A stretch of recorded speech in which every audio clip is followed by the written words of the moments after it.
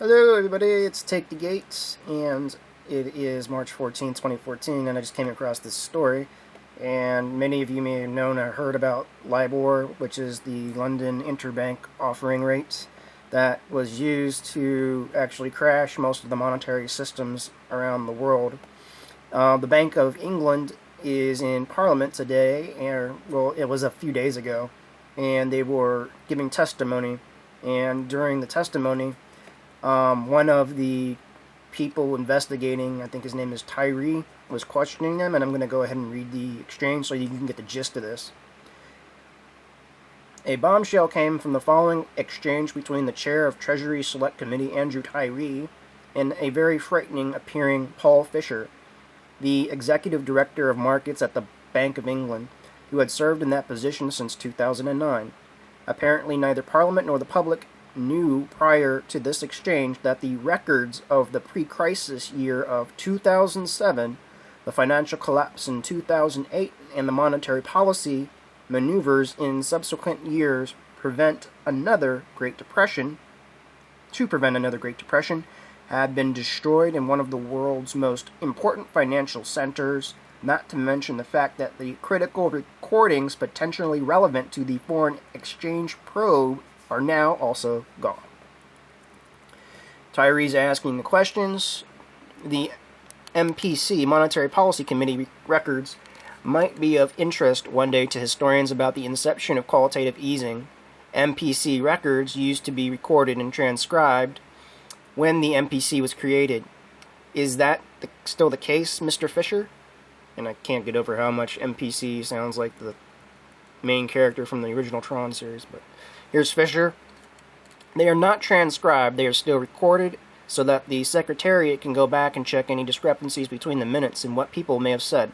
But as far as I know, they are not transcribed. Tyrie says.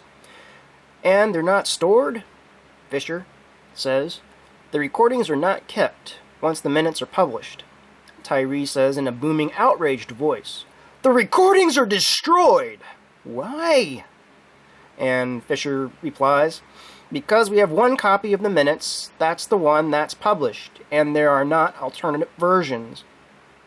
And then Tyrie asks, there are more than one purpose for these? There's the minutes after a fortnight, and then there's the historical value. The Fed Open Market Committee publishes full transcripts of meetings with a 5-year delay, whether it is a 5 or 10-year delay.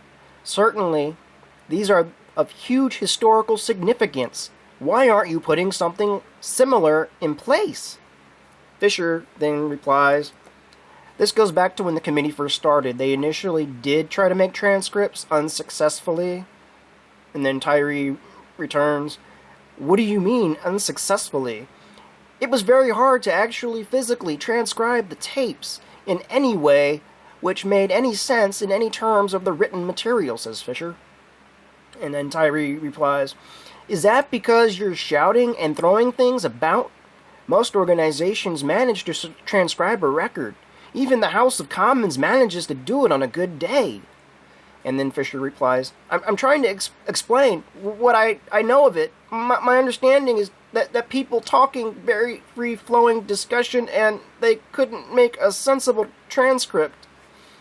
So what you have here is Carney and Fisher show that the recordings should have been preserved for the future, and that he should share the MPC in such a way that allows people to speak about it so that all can be heard, not so that their stories and their testimonies aren't perjuring themselves.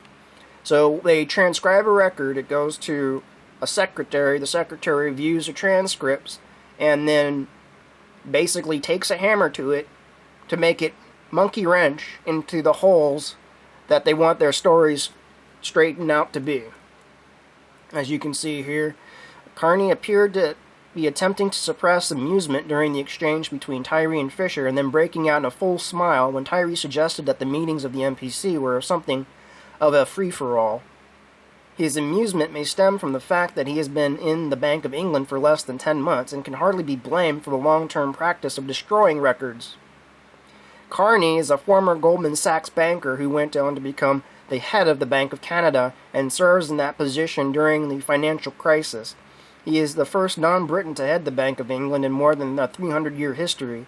That reality, that his non-British accent seemed to invite an intensely interrogative style at times during the 5 hours of questioning yesterday by members of the Treasury Select Committee, Carney remained calm, courteous, and professional throughout.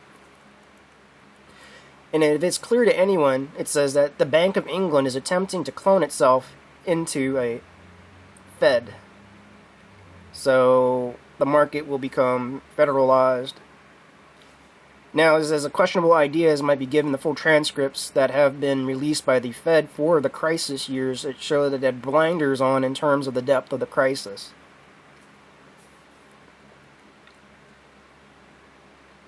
So, not only will we not have the records of the financial collapse unless something changes, they're going to keep destroying the records.